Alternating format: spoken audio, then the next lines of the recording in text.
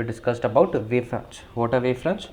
Wavefronts are basically collection of points या locus of points which have the same phase. All right, याद है?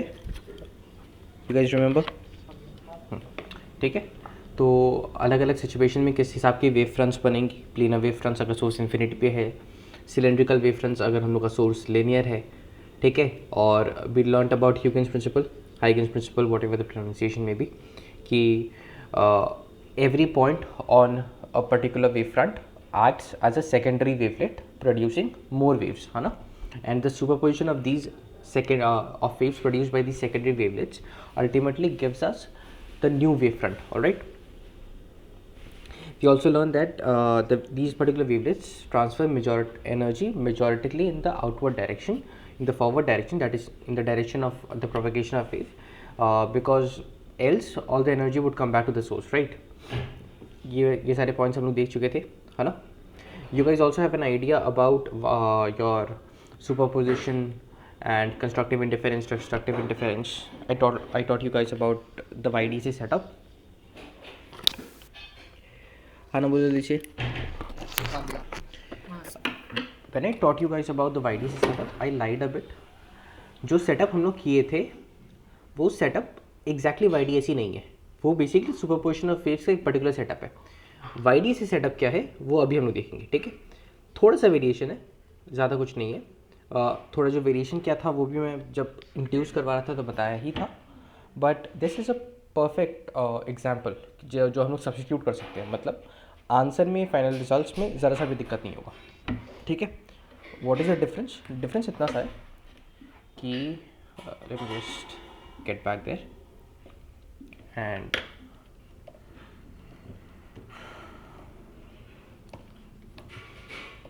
setup.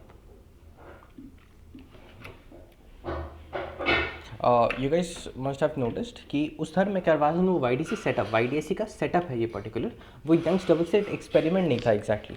ठीक है, difference क्या है? डिफरेंस इतना सा है कि मैं काम करता हूँ, उधर से डायग्राम कॉपी कर लेता हूँ पूरा बनाने की जगह.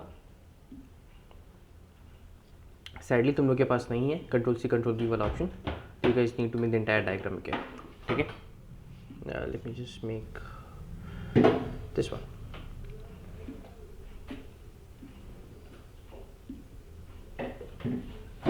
Where we हाँ,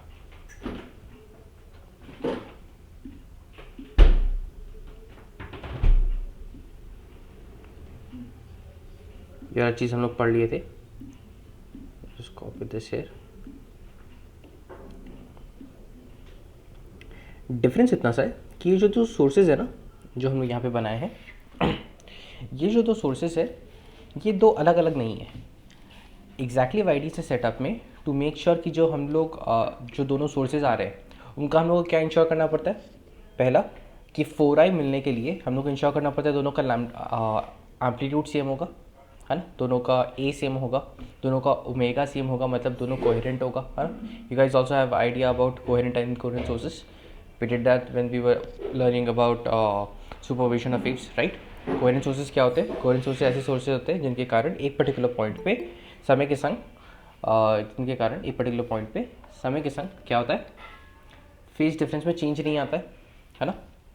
you guys remember coherent incoherent sources. Ultimately coherent sources क्या होता है? जिनका ओमेगा सेम होता है ना. What are coherent sources? जिनका एंगुलर फ्रीक्वेंसी या ओमेगा सेम होता है. तो मैं क्या चाहता हूँ कि जो दो सोर्सेज है उनका ओमेगा सेम हो, उनका ए सेम हो. That is very difficult to achieve if you actually talk about in terms of practicality. दो अलग अलग सोर्सेज जिनका ए एग्जैक्टली सेम है, जिनका ओमेगा एग्जैक्टली सेम है, मतलब बेसिकली लाइट लेना. फॉर एग्जांपल हम लोग यहाँ पे वेव ऑप्टिक्स का बात कर रहे हैं, ऑप्टिक्स मतलब लाइट का बात कर रहे हैं. तो ऐसे दो लाइट सोर्सेज लेना बहुत मुश्किल है. और वहाँ पे हम लोग को लाइट लेना भी कैसा पड़ता है? मोनोक्रोमैटिक, मतलब एक ही कलर का, मतलब एक ही लैम्डा आना चाहिए. क्रोमा मतलब क्या होता है? कलर. मोनोक्रोमैटिक मतलब single colour. Single colour light मतलब लैम्डा एक ही होगा, वेवलेंथ एक ही होगा, क्योंकि वेवलेंथ डिटरमाइन करता है लाइट का कलर क्या होता है ना. तो जो दो सोर्सेज पे कंडीशंस हम लोग लगा रहे हैं वो कंडीशंस अचीव करना मुश्किल है. ठीक है, तो उससे बेटर हम लोग क्या करते हैं ना कि हम लोग एक सिंगल सोर्स लेते हैं. What do we do? हम लोग एक सिंगल सोर्स लेते हैं कुछ इस प्रकार. यहाँ पे मान लो जो इंटरसेक्शन है इन लोग का, यहाँ पे एक सिंगल सोर्स लेते हैं S.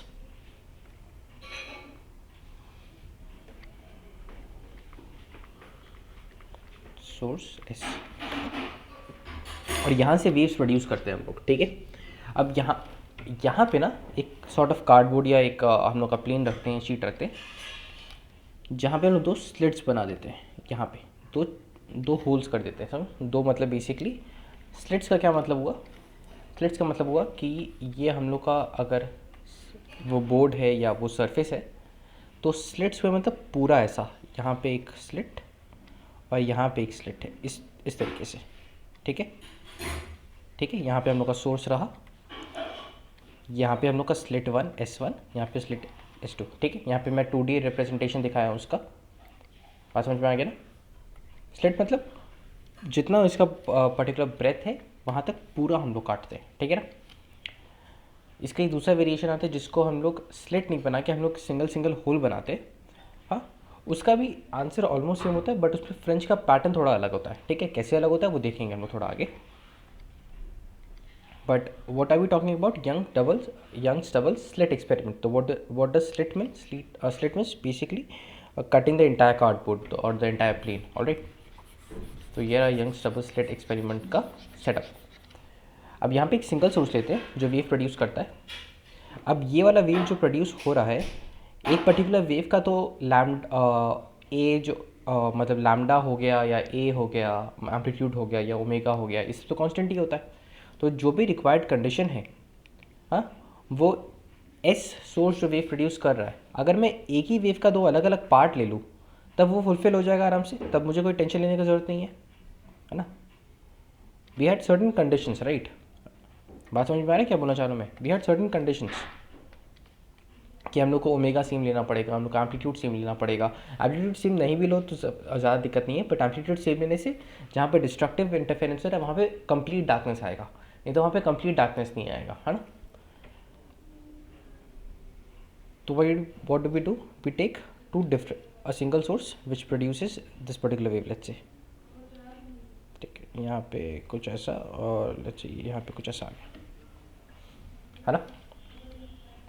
अंडरस्टैंडेबल। हाँ भैया। अब इससे क्या हो रहा है कि हम लोग को पता है एक पर्टिकुलर वेव फ्रंट का, हम लोग को पता है एक पर्टिकुलर वेव फ्रंट का अगर हम लोग बात करें तो उसमें हर पॉइंट जो है एक सेकेंडरी वेवलेट जैसे काम करता है ना। हर पॉइंट एक सेकेंडरी वेवलेट जैसे काम करता है, मतलब हर पॉइंट एक नया सोर्स जैसे काम करता है। तो ये वाला पॉइंट भी एक नए सोर्स जैसे काम कर रहा है ना। ये वाला पॉइंट भी एक नए सोर्स जैसा काम कर रहा है, जहाँ पे स्लिट है। ये वाले पॉइंट्स भी नए सोर्सेज जैसे काम कर रहे हैं। तो यहाँ से भी हम लोग एक्सपेक्ट कर सकते हैं कि वेव्स निकलेंगी, ठीक है। मैं just remove this, you guys already know this.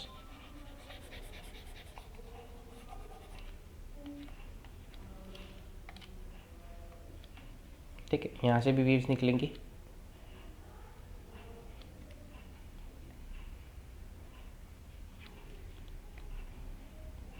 मतलब ये वाला जो स्लिट 1 है, स्लिट 1 अब बेसिकली सोर्स जैसा काम करने लग गया है ना। Let me use different colour, make this more apparent.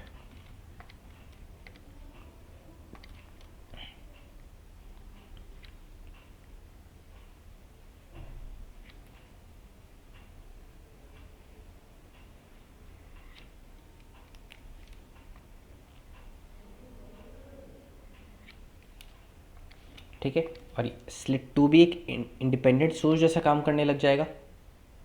ये हम लोग बात कैसे बता सकते हैं, ये हम लोग हाइगेंस प्रिंसिपल से बता सकते हैं, है ना।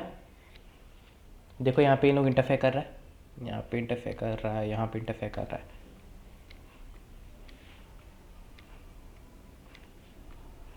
ठीक है ना। Basically the slits start acting as coherent sources in this setup. The slits start acting as independent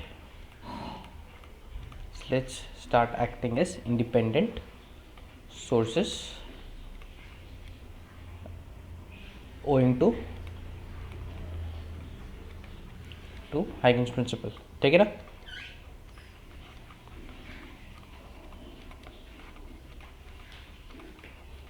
बात समझ में आया? भैया इन सोर्सेस की भी एम्पलीट्यूड सेम होगी पहले वाले सोर्स के? ये तो एक ही सोर्स है ना, तो ये जो वेव प्रोड्यूस कर रहा है, वेव का एम्पलीट्यूड थोड़ी ना चेंज हो जाएगा अचानक से। डैम्पिंग वगैरह कंसिडर नहीं कर रहे। अब मान लो डैम्पिंग कर भी रहे हैं कंसिडर, मान लो अगर डैम्पिंग करी भी, तो एक पर्टिकुलर वेव फ्रंट पे तो लैम्डा एम्पलीट्यूड का वैल्यू कांस्टेंट ही रहेगा, हाँ ठीक। कोई दिक्कत? नहीं भैया। भैया तो ये सोर्स तो थोड़ा दूर पे होगा ना, तभी कार्डबोर्ड वाले साथ में नहीं, ये कुछ पाएंगे। ज़रूरी नहीं है, पास में भी रखो, एक ही बात है। हॉरिजॉन्टल प्लेन सेम होना चाहिए ना, ऐसा नहीं होना चाहिए, मतलब बेसिकली परपेंडिकुलर प्लेन में होना चाहिए। कार्डबोर्ड टेढ़ा नहीं होना चाहिए, है ना। टेढ़ा होने से दिक्कत है, वरना तो चाहिए, चाहे सामने हो चाहे पीछे हो। हाँ और मान लो कि एक पर्टिकुलर स्लेट एक पर्टिकुलर ये वाला वेव फ्रंट पे आ रहा है, ये वाला स्लेट ये वाला वेव फ्रंट पे आ रहा है, तो दो वेव फ्रंट्स पे अलग अलग वेव फ्रंट्स पे भी अगर आ रहे हैं तो क्या होगा, तो भी तो ओमेगा तो सेम ही होगा। अगर डैम्पिंग कंसिडर कर ले, ऑल्दो लाइट में ऐसे डैम्पिंग नहीं होता, बट अगर डैम्पिंग कंसिडर कर भी ले कि हाँ थोड़ा डिस्पर्जन हो गया, थोड़ा स्कैटरिंग ऑफ लाइट हो गया, उसकी वजह से एम्पलीट्यूड कम हो जा रहा है, अगर वैसा एम्पलीट्यूड कम कंसिडर हम लोग कर भी ले, तो भी इंटरफेरेंस में तो कोई दिक्कत नहीं होगा ना। इतना सा फर्क आ जाए कि डिस्ट्रक्टिव इंटरफेरेंस पे जीरो ब्राइटनेस नहीं आएगा, ठीक है। हाँ चलो, तो in this setup the slits start acting as independent sources owing to Huygens principle, which are coherent and have same amplitude.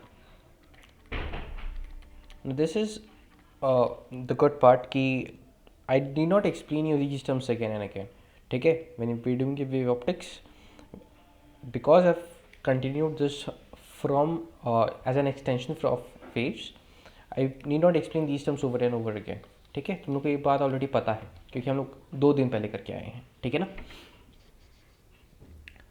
बात समझ में आ गया?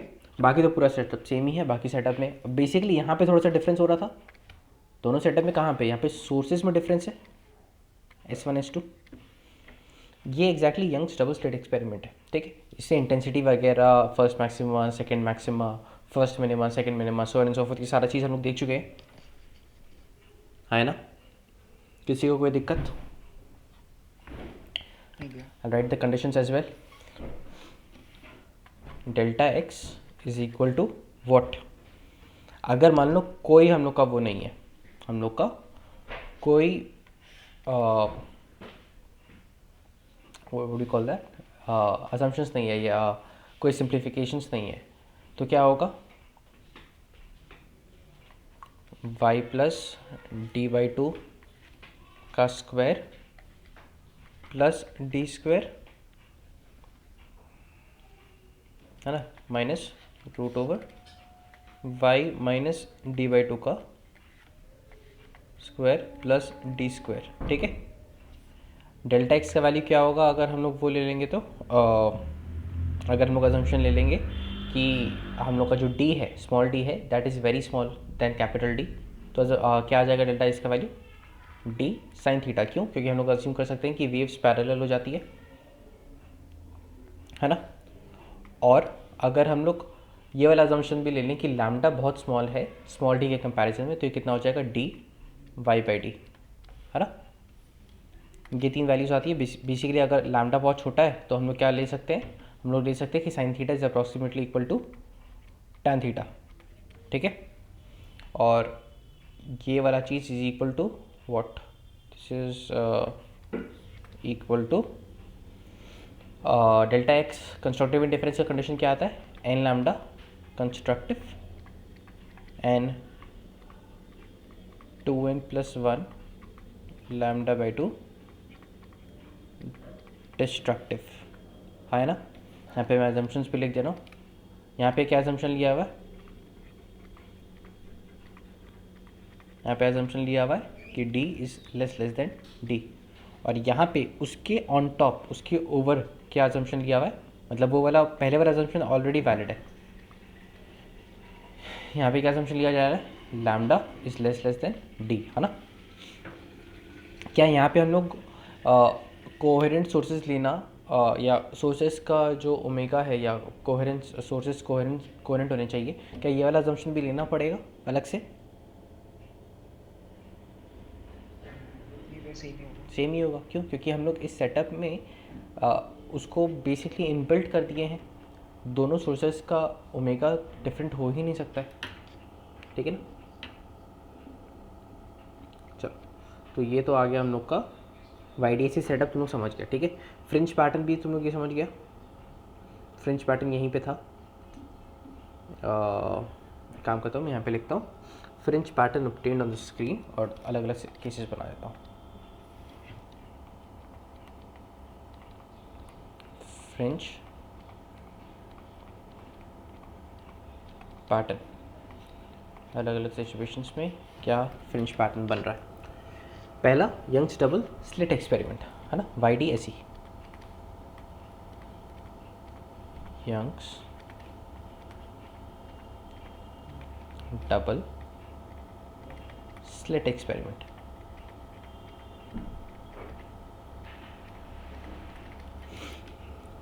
ठीक, इसका कैसा हो रहा है, इसका यहाँ पे हम लोग कॉपी कर लेते हैं, यहाँ पे बनाया गया था तुम लोग के लिए, ये रहा,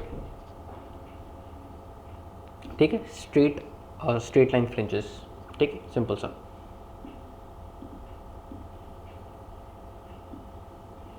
क्या दिक्कत? इसके पैरेलल में आता है, एक होता है Young's double hole experiment, Young's double hole experiment,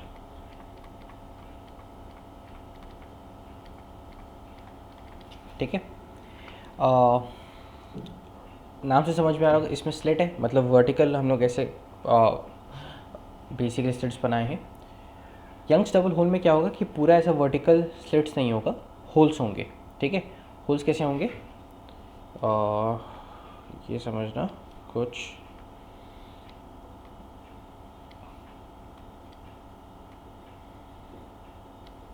ठीक है। यहाँ पे एक पर्टिकुलर होल हो गया, यहाँ पे एक पर्टिकुलर होल आ गया। अब यहाँ पे लेट्स से हम लोग बनाते हैं हम लोग का स्क्रीन, जहाँ पे हम लोग को दिख रहा है,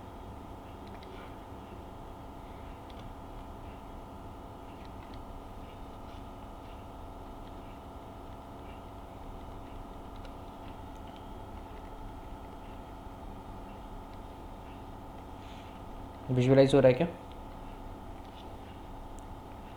यहाँ पे हम लोग का जो मेन सोर्स है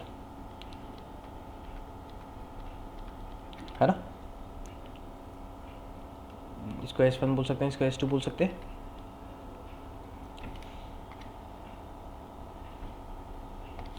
अब बेसिकली किसी भी पॉइंट पे किसी भी पर्टिकुलर फ्रिंज पे क्या होता है, डेल्टा एक्स का वैल्यू कांस्टेंट होता है। एक पर्टिकुलर फ्रिंज का बात करें तो उस पर डेल्टा एक्स का वैल्यू कांस्टेंट होता है ना, है ना। हाँ। किसी भी एक पॉइंट P का हम लोग कंसिडर करें तो उसके लिए डेल्टा एक्स कांस्टेंट होता है। ये पॉइंट इस पर्टिकुलर पिन पे कहीं भी हो सकता है ना। और डेल्टा एक्स का वैल्यू कितना होता है, डेल्टा एक्स का वैल्यू कितना होता है, S1P माइनस S2P। और अभी मैं क्या बोला कि एक पर्टिकुलर फ्रिंज के लिए क्या होगा, डेल्टा एक्स का वैल्यू कांस्टेंट होगा फॉर अ पर्टिकुलर फ्रिंज, जैसे यहाँ पे एक पर्टिकुलर मान ले, एक पर्टिकुलर लाइन हो गया, इस फ्रिंज का एक पर्टिकुलर लाइन का बात कर रहे हैं, तो उस पर्टिकुलर लाइन पर डेल्टा एक्स कांस्टेंट होगा ना, तभी तो वो लाइन का बात कर रहे हैं हम लोग। तो यहाँ पे क्या होगा, for a particular strip delta x is equal to constant. मतलब बेसिकली क्या बोल रहे हैं हम लोग, S1P minus S2P is equal to constant. अब S1P minus S2P is equal to constant, कौन से कॉनिक सेक्शन का कंस्ट्रेन इक्वेशन है sort of? Hyperbola. Hyperbola ellipse. नहीं। एलिप्स का क्या होता है? एलिप्स का होता है x1 plus x2 is equal to 2a होता है ना? ये हाइपरबोला का होता है। मतलब ये वाला जो पॉइंट P होगा ये क्या बनाएगा? एक हाइपरबोलिक पाथ बनाएगा। ये कुछ ऐसा लाइन बनाएगा।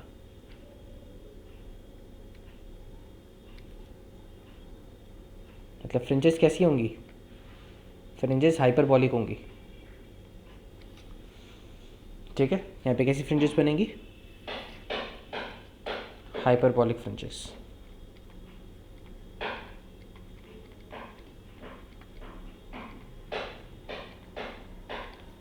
ठीक है,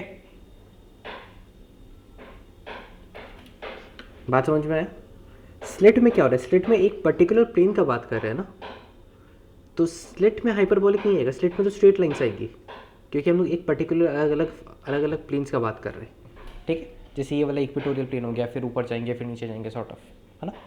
तो वहाँ पे तो स्ट्रेट लाइन फ्रिंजेस पर वर्टिकल फ्रिंजेस बनेंगी। ठीक है, यहाँ पे कैसे बनेंगी? Vertical fringes, vertical straight line fringe, है ना? बट यहाँ पे कैसे फ्रिंजेस बनेंगे? Hyperbolic fringes.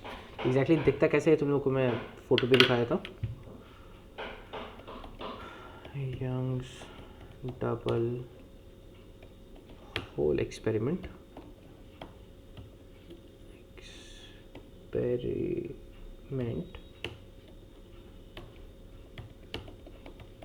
French pattern.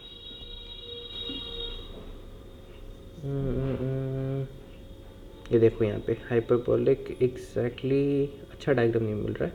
यहाँ पे देखो हाइपरबोलिक फ्रिंजेस लिखा हुआ है, डेल्टा एक्स कांस्टेंट है हर एक पर्टिकुलर लाइन पे, बट यहाँ पे कोई अच्छा डायग्राम असली ये स्ट्रेट लाइन फ्रिंजेस जो है ये किसका फ्रिंजेस है? ये यंग्स डबल स्लिट एक्सपेरिमेंट का है। Double hole experiment is little uncommon, तो हो सकता है यहाँ पे हम लोग को उसका ना ही मिले।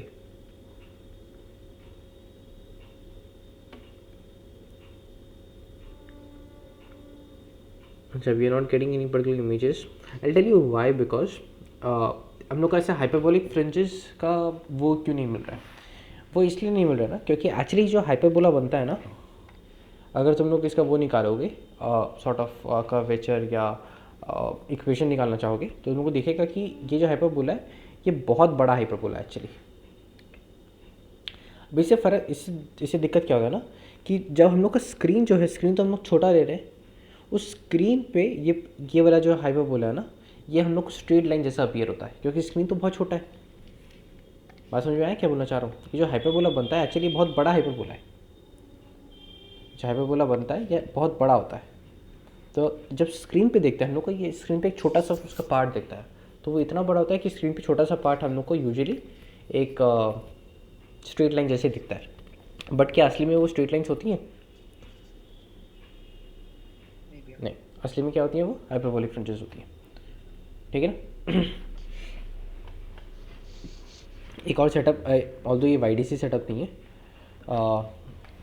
अगर एक तीसरा सेटअप तो हम लोग जो किए हैं यहाँ पे कि स्क्रीन ऐसे पड़ा हुआ है और सोर्सेज ऐसे हैं S1 S2। ठीक है, सारे कंडीशंस वैलिड है, हम लोग का सारा असम्पशंस जो लेते हैं ये वाला हम लोग सेटअप किए है ना। तो यहाँ पे मैं तुम लोग को बताया भी था फ्रिंजेस कैसे बनेंगी।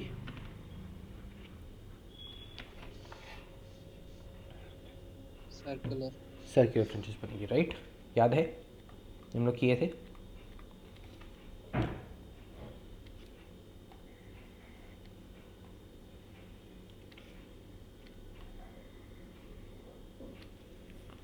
ठीक है, यहाँ पे अगर मैं पेन का ये चेंज कर सकता हूँ क्या? ऐसे बनाया था।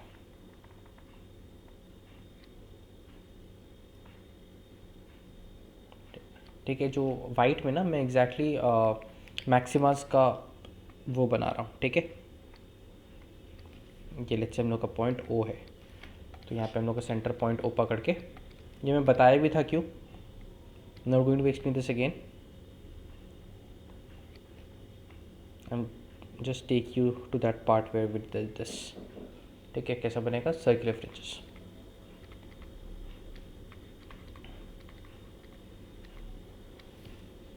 ठीक है, where did we do this?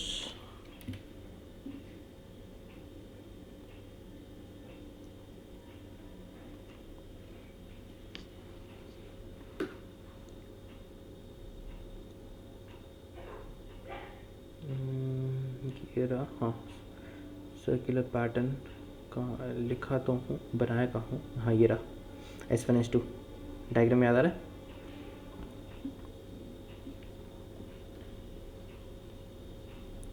हाँ ना बोलो। आ गया। यहाँ पे जो S1P माइनस S2P वाला जो पाथ होगा जहाँ पे कॉन्स्टेंट है वो एक सर्कल होगा। ठीक है, क्योंकि हम लोग एक पर्टिकुलर प्लेन का बात कर रहे हैं, है ना।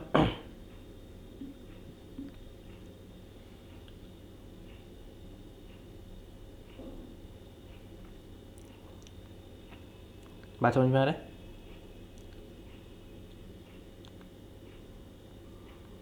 हाँ अब this is sort of advanced but try understanding this. ठीक है, हम लोग एक पर्टिकुलर प्लेन का बात कर रहे हैं, अगर हम लोग पूरे 3D का बात करें तो तो दो सोर्सेज के अराउंड जो हम लोग का फ्रिंजेस बनेगा वो कैसा बनेगा बताओ तो।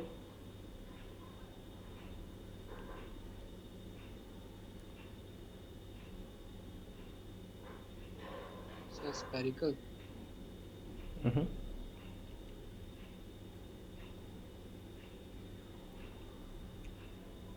ठीक है, देखते हैं समझते हैं।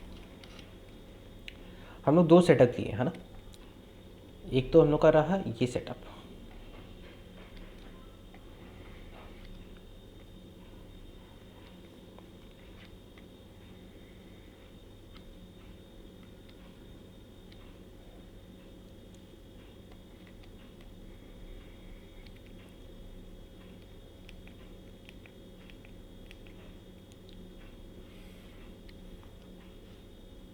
ठीक, यहाँ पे दो सोर्सेज है S1 S2।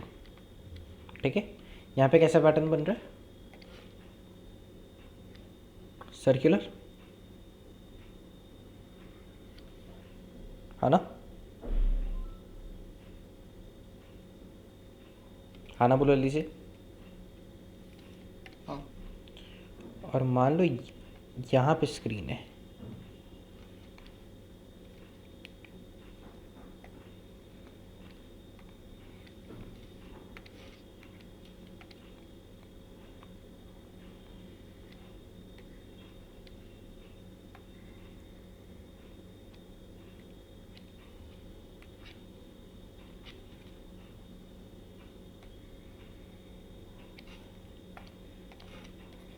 ठीक है। यहाँ पे इसी थोड़ा सा दूरी ही बनाते हैं, बहुत ज़्यादा पास बना दिया, समझ में नहीं आएगा।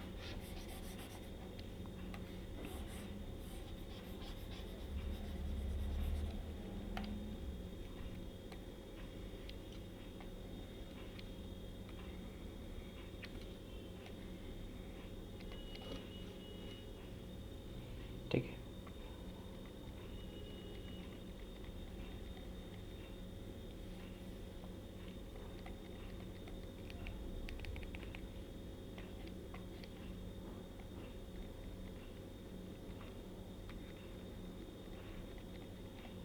ठीक है। यहाँ पे कैसा फ्रिंजेस बन रहा था, हाइपरबोलिक। हाइपरबोलिक, तो इसको कुछ ऐसा, है ना, समझ में आ रहा है। हाँ तो एक इस पर्टिकुलर प्लेन में सर्कुलर और इस पर्टिकुलर प्लेन में क्या, हाइपरबोलिक। ये दो परपेंडिकुलर प्लेन्स है। हाँ, अब 3D में विजुअलाइज करके अपने दिमाग में सोचने की कोशिश करो कि इन दोनों फिगर्स को, मतलब बेसिकली लेट्स से एक स्लाइस ऑफ ब्रेड सोचो, ठीक है, एक ब्रेड का टुकड़ा सोचो। अगर ब्रेड का टुकड़ा को हम लोग लॉन्गिट्यूडनली काट रहे हैं, ठीक है, यहाँ पे एक ऐसा ब्रेड का टुकड़ा लो, मतलब वो जो पूरा बन आता है, ठीक है, उसका बात कर रहा हूँ। अगर इस प्लेन में काट रहे हैं उसको, तब क्या मिल रहा है हम लोग को? सर्कल। और जब उसको इस प्लेन में काट रहे हैं तब क्या मिल रहा है? एक हाइपरबोला। सुपर इम्पोज करो दिमाग में, कैसा कैसा फिगर बन रहा है?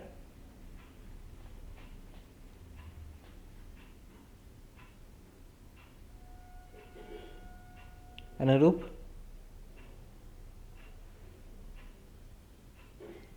सर थोड़ा सा कंफ्यूजिंग हो रहा है। दो प्लेन्स अलग अलग समझ में आ रहा है? सेम दो सोर्सेज है, दो अलग अलग हाँ प्लेन्स सर। है, दो परपेंडिकुलर प्लेन्स है। एक पर्टिकुलर प्लेन में सर्कल हो रहा है और एक पर्टिकुलर प्लेन में हाइपरबोला हो रहा है। सोचो।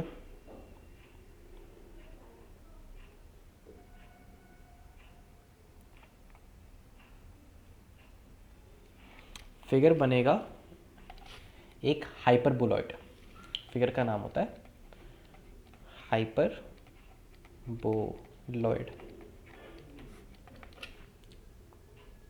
लॉजिकली सोच, जैसे फॉर एग्जांपल एक पैराबोलॉइड लेते हैं, ठीक है, एक 3D में एक पैराबोलॉइड लेते हैं। पैराबोलॉइड आराम से समझ में आ जाएगा बिना दिक्कत के, ठीक है। पैराबोलॉइड क्या होता है? कुछ ऐसा। अगर तुम लोग इसको वाई एक्स प्लेन में देखेगा तो ये क्या है? एक पैराबोला है यस सर। है ना? अगर ऐसे प्लेन को कट कर रहे हैं, देखो ये पैराबोला आ रहा है, हर एक प्लेन जो वाई एक्स प्लेन में है या उसके परपेंडिकुलर है, मान लो कहीं इधर कट करेंगे, ठीक है, तो ये वाला देखो पैराबोला आएगा।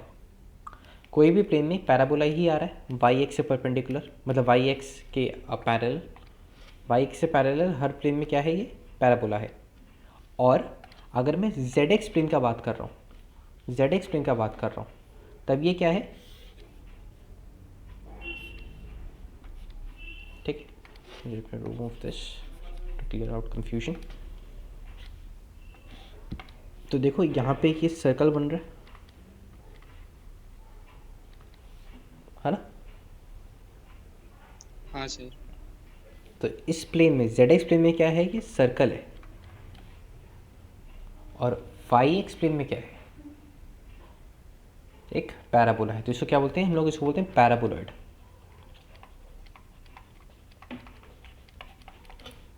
सिमिलर सा चीज़ यहाँ पे हो रहा है। इस प्लेन में एक पैराबोला बन रहा है और उसके परपेंडिकुलर प्लेन में कैसा एक क्या बन रहा है? सर्कल बन रहा है। मतलब बेसिकली समझो ये वाला जो प्लेन है, मान लो इसको P2 बोल दिए, इसको P1 बोल दिए, ठीक है, P2 को पकड़ के हम लोग 360 डिग्री घुमा दिए। एक पैराबोलॉइड कैसे बनता है? एक पैराबोलॉइड कैसे बनता है?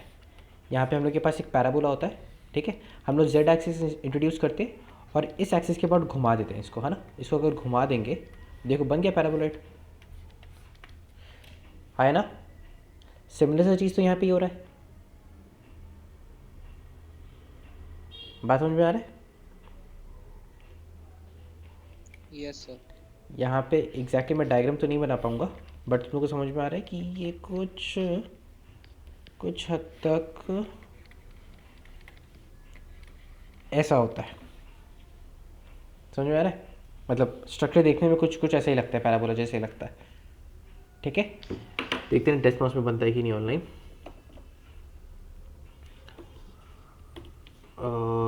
3D graph plotter. Oh, we have a GeoGebra. Let's look for an equation of hyperboloid.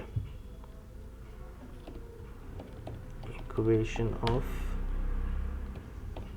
hyperboloid.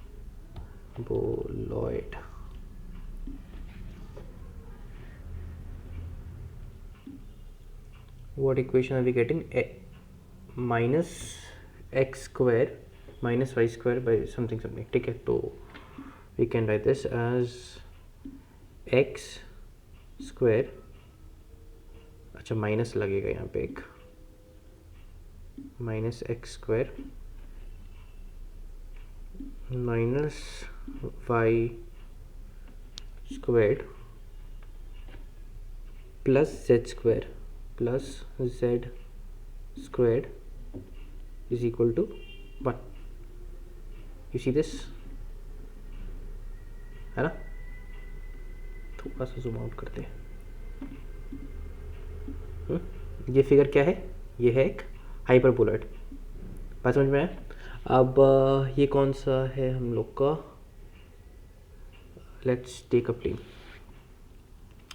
Let's say मैं एक प्लेन लेता हूँ, एक्स वाई प्लेन. ठीक है. अब प्लेन के लिए we need to write an equation.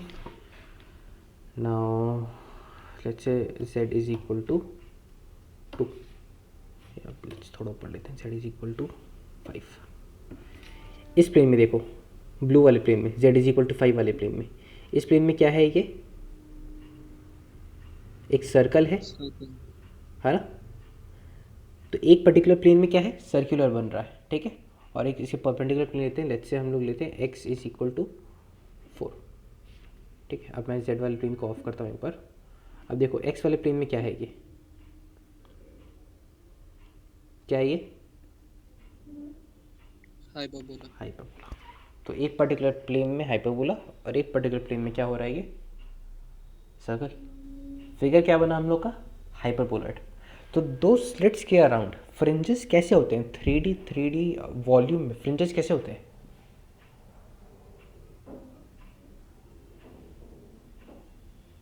Hyperboloid. Hyperboloid. ठीक है. दिस इज़ नॉट वेरी मतलब बहुत ज़्यादा एग्जाम पॉइंट ऑफ व्यू से बहुत ज़्यादा रिक्वायर्ड नहीं है, बट चलो दिमाग खोल देता है.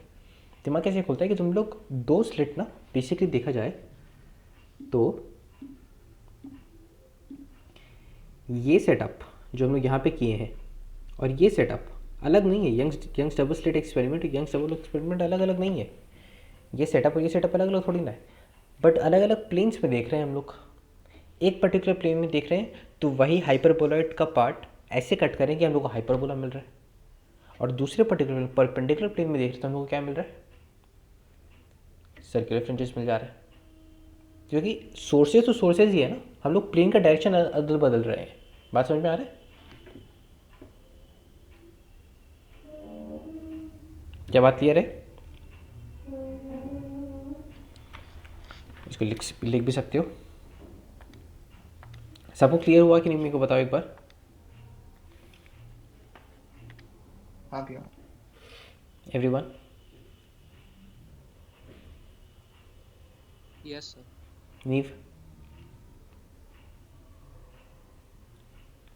नीव Yes, योर. अनुज? हाँ भैया. अभिनव? स्नेहा? हाँ sir. Omkar?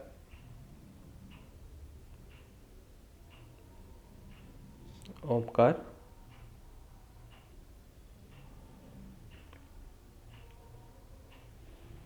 Omkar isn't responding. ठीक है, नेवर माइंड. चलो ठीक है, ये वाला पार्ट तो हम डन एक्सप्लेनिंग. और एक काम करते हैं, वहाँ पे लिख ही लो खाली. Let's take photos.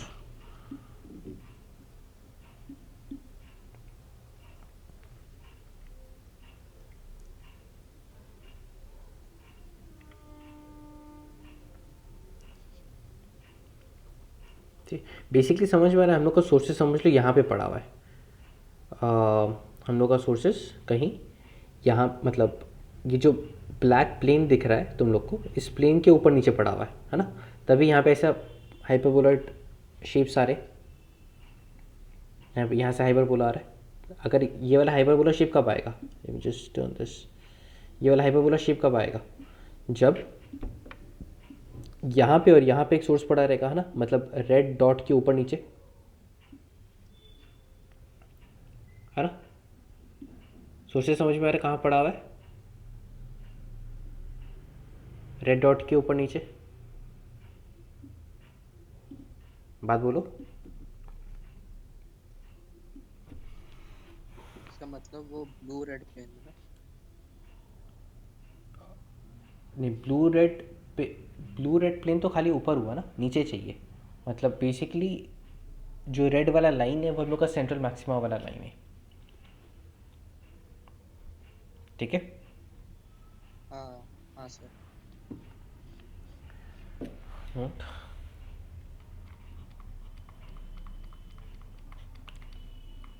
In the 3D space,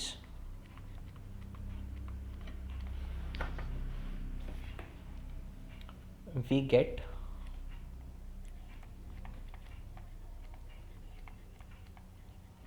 hyperboloid fringes around two sources, ठीक है, which appear as different setups,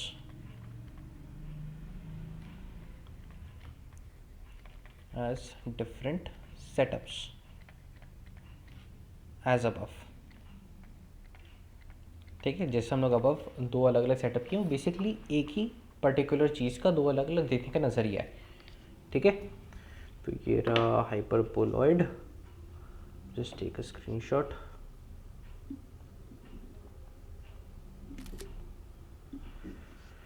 Not explaining this over, I'm just using these screenshots.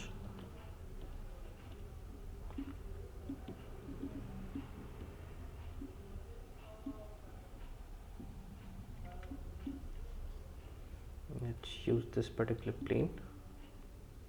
Understand कि इस particular plane में एक सर्कल है,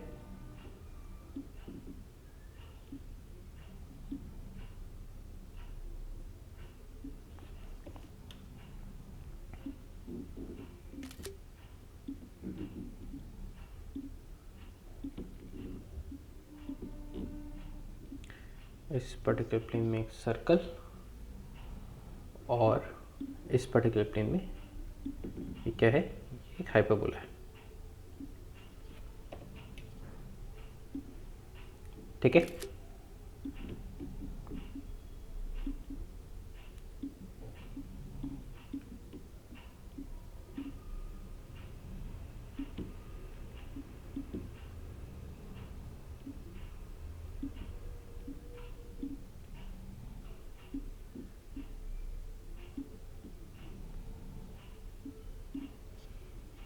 समझ में आ गया ना, है ना, बोलो। हाँ भैया। हाँ सर। चलो अब आता है हम लोग का वेरिएशंस। पहला वेरिएशन क्या है कि वाइट लाइट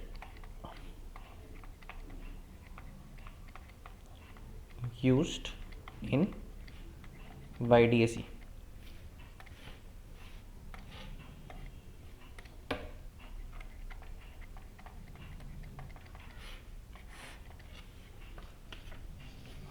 ठीक है। वाइट लाइट क्या होता है? वाइट लाइट बेसिकली एक कॉम्बिनेशन है पूरे वेबक्योर वाले स्पेक्ट्रम का। अगर सारे वेवलेंथ्स हम लोग कंबाइन कर देंगे तो हम लोग क्या मिलेगा? White light. वाइट लाइट क्या है? Combination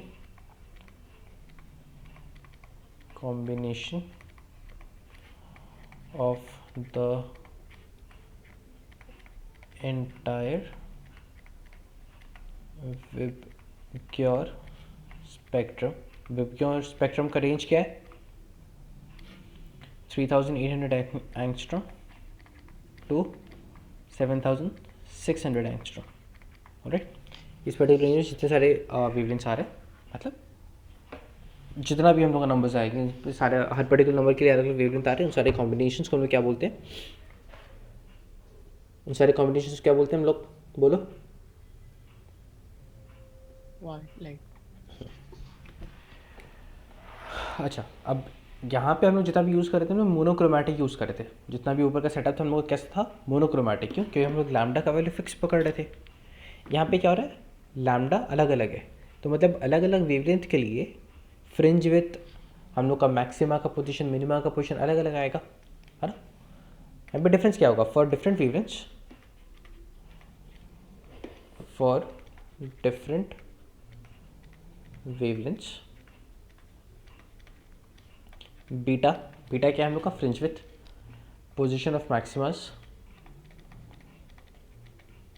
position of maximas and minimas will be different,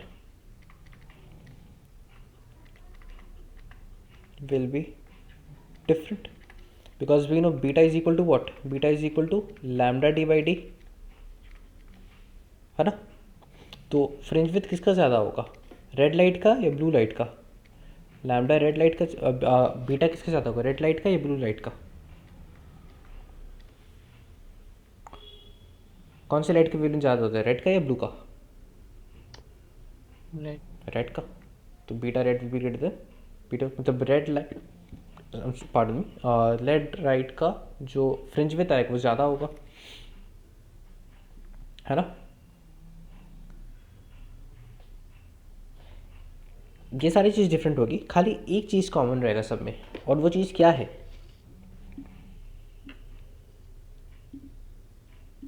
बोलो। Sir the angular frequency. नहीं, वो तो चलो है ही, उसके अलावा just second um pardon me है, उन सब का एंगुलर फ्रीक्वेंसी सेम नहीं होगा। लाइट का स्पीड तो कांस्टेंट होता है ना, c is equal to lambda f, speed सबका सेम है। Let's assume we are talking about vacuum, speed सबका सेम है, लैम्डा अलग है तो फ्रीक्वेंसी भी तो अलग होगा। बेसिकली तुम्हें क्या समझ रहा है कि अलग अलग वेवलेंथ जो है ना, या अलग अलग क्रोमा जो है, अलग अलग कलर जो है, उन लोग इंडिपेंडेंटली बिहेव कर रहा है एक दूसरे के, ठीक है। उन लोग आपस में कोहेरेंट होना थोड़ी ना ज़रूरी है। रेड लाइट ब्लू लाइट के संग थोड़ी ना इंटरफेरेंस कर रहा है, रेड लाइट बचे हुए रेड लाइट के संग इंटरफेरेंस कर रहा है ना, ब्लू लाइट के संग इंटरफेरेंस कर रहा है। हर एक पर्टिकुलर लैम्डा का इंटरफेरेंस अलग अलग हो रहा है, हर एक सबका पैटर्न अलग अलग बनेगा, सबका फ्रिंज विड्थ अलग अलग होगा, फ्रीक्वेंसी सबका सेम थोड़ी ना होगा, ठीक है। ओमेगा क्या होता है, 2 पाई एफ ही होता है ना, तो एफ अलग है तो ओमेगा भी तो डिफरेंट हो गई, ठीक है। रेड लाइट ब्लू लाइट के संग इंटरफेरेंस थोड़ी ना कर रहा है, रेड लाइट के संग कर रहा है। यहाँ पे हर वेवलेंथ अलग अलग बिहेव कर रहा है, बट सारे वेवलेंथ का एक चीज़ कॉमन होगा, वो क्या होगा, वो होगा सेंट्रल मैक्सिमा, सबका सेंट्रल मैक्सिमा सेम जगह पे बनेगा, है ना। बात समझ में आया।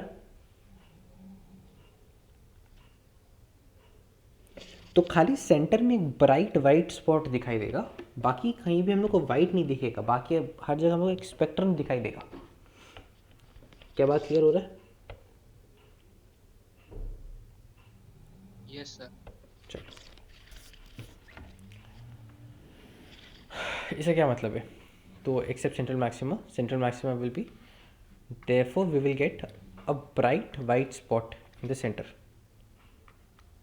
thus we will get a bright white spot in the center,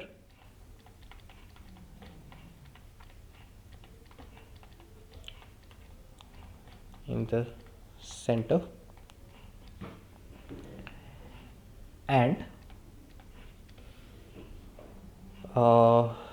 the smeared out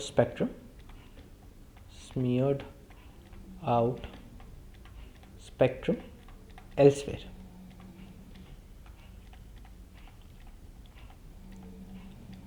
ठीक है।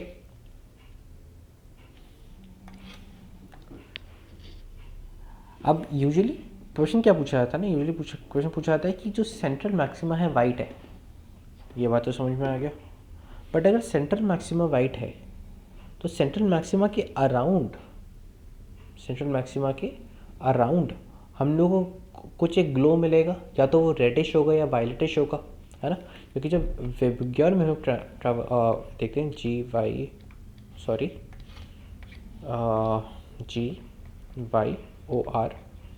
तो यहाँ पे क्या होता है, यहाँ पे लैम्डा इंक्रीज होता है,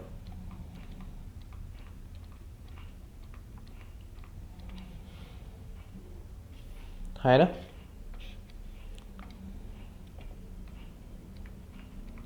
हाँ सर।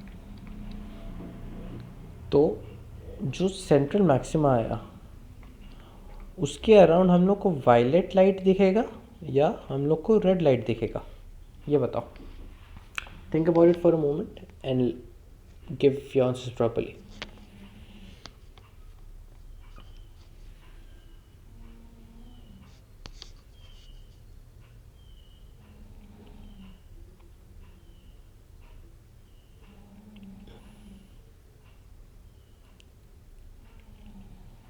सर रेड लाइट का इंटेंसिटी ज़्यादा होगा। अच्छा ठीक है, मतलब या तो रेड होगा या वायलेट होगा, choose one and I want everyone to do this.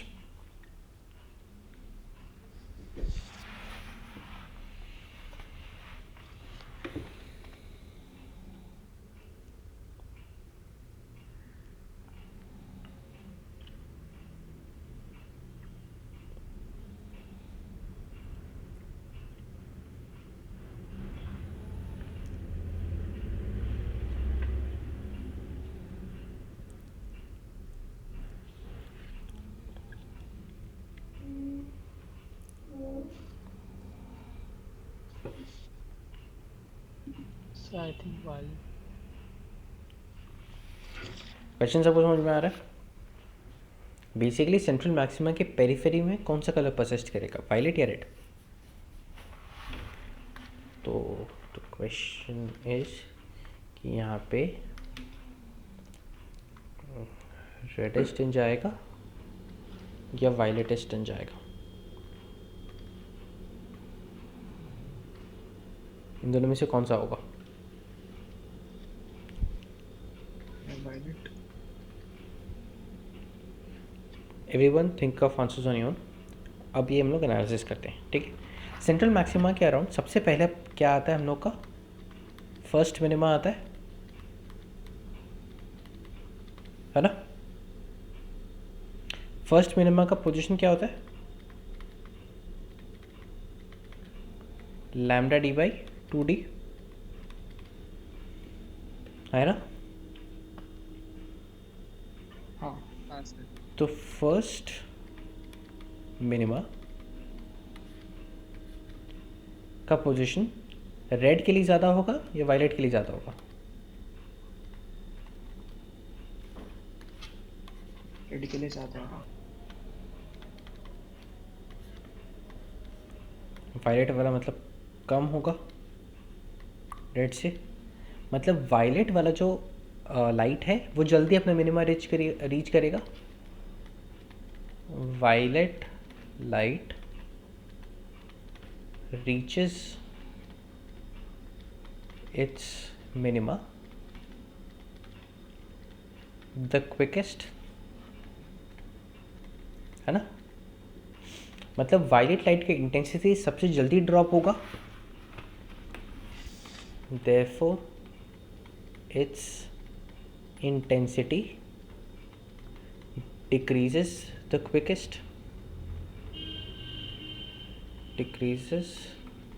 quickest, है ना। On the other hand red का जो इंटेंसिटी वो परसिस्ट करेगा, therefore red's intensity will persist।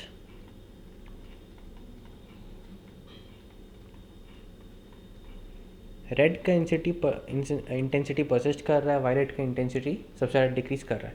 तो सेंट्रल मैक्सिमा के अराउंड किसका वो होगा, रेड का या वायलेट का, रेड का। रेड का, ठीक है। यहाँ पे लिख लो the periphery of the central maxima will appear reddish. The periphery of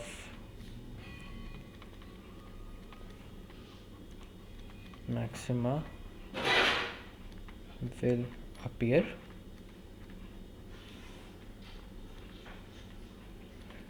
reddish. बात समझ में आया ना?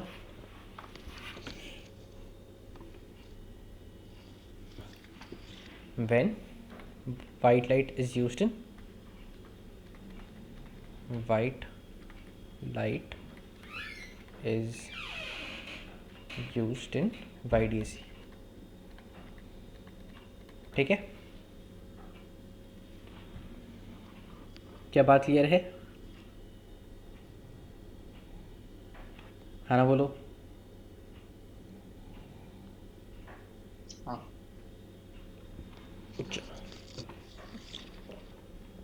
अब तुम लोग इंटरफेरेंस से कंस्ट्रक्टिव डिस्ट्रक्टिव के कंडीशंस. कंस्ट्रक्टिव का कंडीशन क्या होता है? Delta x is equal to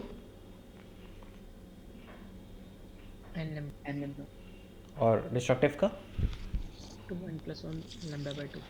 तुम लोग ये सबसे कंफर्टेबल हो, तुम काफ़ी बार यूज़ कर चुके हो. तो इसका थोड़ा विजुअल इंटरप्रिटेशन दिखाता हूँ. ठीक है,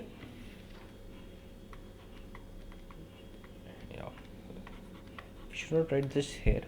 मैं क्लास 11th वाले उसमें दिखाता हूँ. देख लो, visually interpreting conditions for maxima and minima.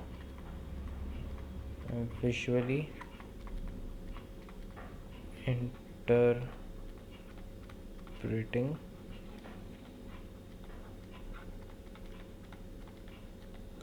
conditions for क्या constructive and destructive interferences.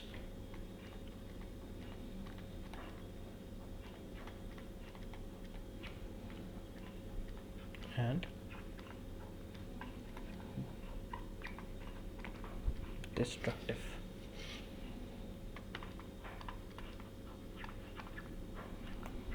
Interferences.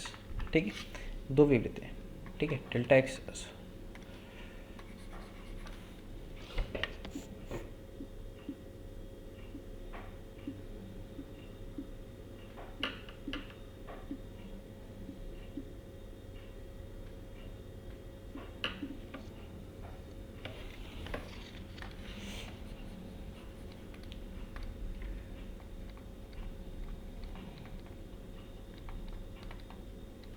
ठीक है. क्या है कंस्ट्रक्टिव का condition? Delta x is equal to n lambda. ठीक है, वेव बनाते हैं. Delta x is equal to n lambda का क्या मतलब है कि जो हम लोग का सेटअप था उसमें अगर ये वाला पाथ एल चल रहा है यहाँ पे S1 से, तो यहाँ पे अगर delta x is equal to, मान ली फॉर एग्जांपल एन का वैल्यू 1 है, लैम्डा है, तो इसका क्या मतलब है कि ये वाला, ये कितना पाथ चलेगा? L1 प्लस लैम्डा, है ना? मतलब बेसिकली जो सेकेंड सोर्स से निकला हुआ वेव है वो लैम्डा आगे होगा, है ना? लैम्डा पाथ ज़्यादा कवर करके रखा है वो, है ना? हाँ मतलब लेट्स से अगर हम लोग तो बनाए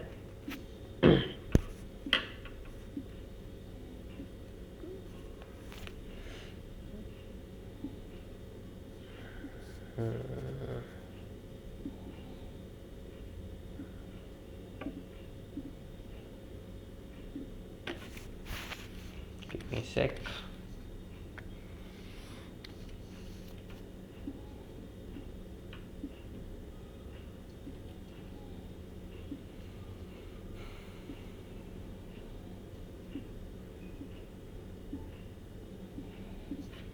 तो बेसिकली अगर हम लोग इस वेव का बात कर रहे हैं, ये एक पर्टिकुलरली, ये मान लो S1 से निकला हुआ है,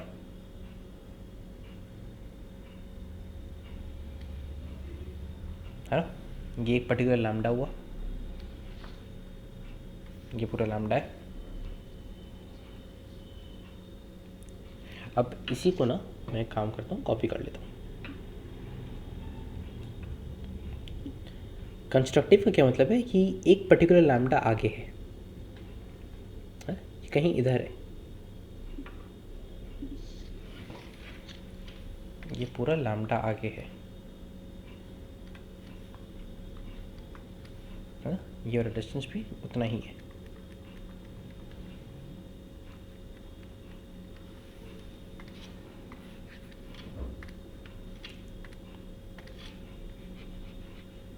ठीक है ना?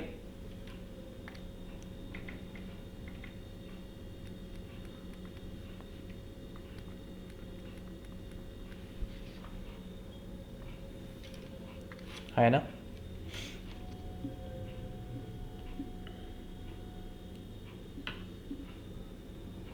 तुम लोग को दिख रहा है क्या यहाँ पे वेव सुपर इम्पोज कर रहे हैं एक दूसरे को? जहाँ पे इसका मैक्सिमम आ रहा है यहाँ पे इसका भी, इस वेव का भी आ रहा है। हाँ सर। हाँ सर। अब लेट्स से हम लोग डेल्टा एक्स डिस्ट्रक्टिव इंटरफेरेंस का कंडीशन क्या था? 2n + 1 λ/2। लेट्स से हम लोग इनका वैल्यू 0 पकड़ लेते हैं। लेट्स से इनका वैल्यू 0 पकड़ लेते हैं, कितना आता है? पाई लिखा हूँ गलती से, लैम्डा n + 1 λ/2। इससे क्या मतलब होता है? डायग्राम तो यही है, बट अब डिफरेंस क्या हो रहा है? ये जो सेकंड वेव है ये लैम्डा नहीं आगे है, ये λ/2 आगे है, इधर है ये, है ना?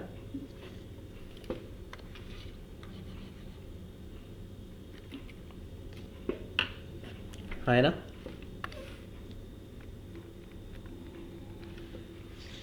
कितना आ गया ये? λ/2 आ गया।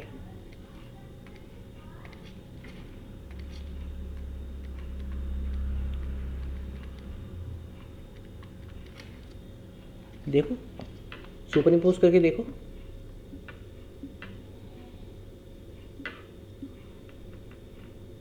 देखो क्या एक दूसरे को कट कर दे रहा है? ये वाला वेव, अगर मैं इसका कलर डिफरेंट करता हूँ पहले तो, जो वाइट वाला है वो नीचे लेके जा रहा है, जो ग्रीन वाला ऊपर लेके जा रहा है। देखो कट आउट कर दे रहा है क्या एक दूसरे को?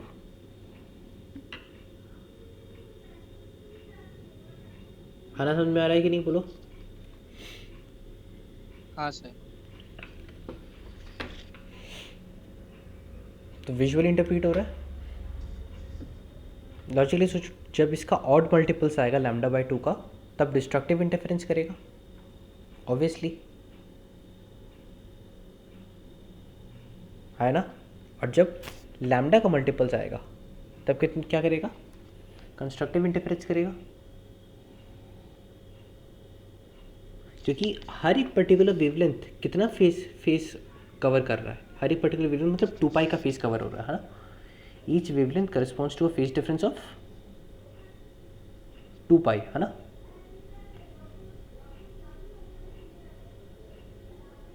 बात समझ में आया?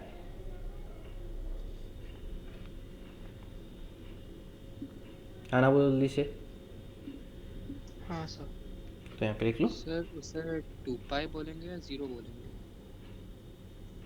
2π होगा ना, क्योंकि हम लोग फेस डिफरेंस का बात कर रहे हैं, है ना? फेस डिफरेंस का बात कर रहे हैं। 2π का वैल्यू ट्रिग्नोमेट्रिक इक्वेशन में डालेंगे तब सेम आएगा। इंटेंसिटी का वैल्यू सेम आएगा 2π पे, 0 पे, 3π पे, पाई पे, बट फेज डिफरेंस 2π और 0 अलग अलग चीज़ है। फेज डिफरेंस जब 0 है तो वो सेंट्रल मैक्सिमम को कॉरेस्पॉन्ड कर रहा है, फेज डिफरेंस जब वो 2π है तब वो फर्स्ट मैक्सिमम को कॉरेस्पॉन्ड कर रहा है। ठीक है, दोनों बातों में फ़र्क है। हाँ सर। लिख लो each wavelength corresponds to a phase difference of 2π। Each wavelength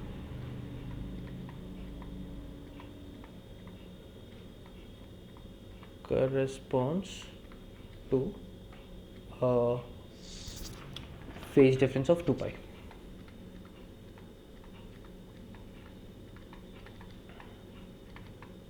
तो सिमिलरली जैसे हम लोग विजुअली उसको इंटरप्रेट किए हैं, डेल्टा एक्स के कंडीशंस को इंटरप्रेट किए हैं, हम लोग वैसे उसको भी इंटरप्रेट कर सकते हैं। क्या बोलते हैं तुम लोग का,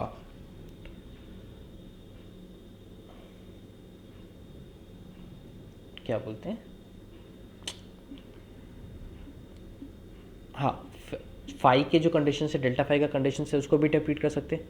जब 2 पाई का डिफरेंस होगा तब कंस्ट्रक्टिव, और जब 2n+1 पाई का होगा तब डिस्ट्रक्टिव। ठीक है ना, बात समझ में आ गया? Yes sir. So let's come back to this topic. अच्छा, यहाँ पे ना एक टेक्निकल टर्म भी आता है जिसको हम लोग बोलते हैं हाइपरबोलॉइड, मैं बता दिया। यहाँ पे बोलते हैं कि YDAC fringes are non localised, YDAC fringes are non localised.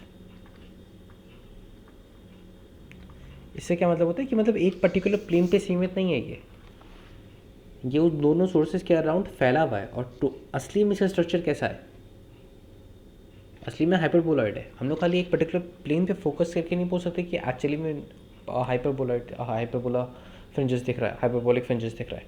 क्यों? क्योंकि अलग अलग प्लेन पे अलग अलग आंसर आ रहा है हम लोग का। ठीक है, अगर मान लो हम लोग कोई वियर्ड सा प्लेन ले लें x+y=2, ठीक, यहाँ पे हम लोग परपेंडिकुलर प्लेन्स लिए हैं, ऑब्वियसली हम लोग के एक्सिस के परपेंडिकुलर लिए हैं, और थोड़ा सा वियर्ड सा प्लेन ले लें, तब थोड़ी ना हम लोग का हाइपरबोलिक आएगा। हम लोग को एक वियर्ड सा हाइपर, मतलब बेसिकली इसी हाइपरबोलॉइड को एक अजीब सा कटआउट सेक्शन मिल जाएगा ना हम लोग को। हम लोग कुछ ऐसा ऐसा काट देते हैं, यहाँ पे देखो अजीब सा ऐसा कुछ स्ट्रक्चर मिल जा रहा है, वो ना हाइपरबोला है ना पैराबोला है, सॉरी ना सर्कल है। ठीक है, तो ये वाले जो फ्रिंजेस होता है वो क्या है, वो नॉन लोकलाइज्ड है। ठीक है, यहाँ पे मैं बता देता हूँ, ये रहा मेरा एक सोर्स यहाँ पे आएगा कहीं, और एक सोर्स आएगा यहाँ पे नीचे। ठीक है, मतलब ये जो ग्रे वाला हम लोग का प्लेन है उसके ऊपर नीचे यहाँ पे, अगर इसके टर्म्स में देखा जाए तो इसी जो लाइन हम लोग के प्लेन के बाहर आ रहा है, जो लाइन प्लेन के हम लोग के बाहर आ रहा है। अच्छा, मेरे को इधर नहीं बनाना चाहिए था, यहाँ पे समझने में दिक्कत होगा। हम लोग यहाँ पे जो ये पर्टिकुलर लाइन है इसकी जो बाहर आ रहा है इस लाइन पे लाई करता है। यहाँ पे देखा जाए तो ये वाला देखो, यहाँ पे हम लोग का फ्रिंजेस आ रहा है, तो बेसिकली इस प्लेन पे ब्लू लाइन पे हम लोग ऐसे बना सकते हैं। ठीक है, ब्लू प्लेन पे। ठीक है, क्या बात क्लियर है?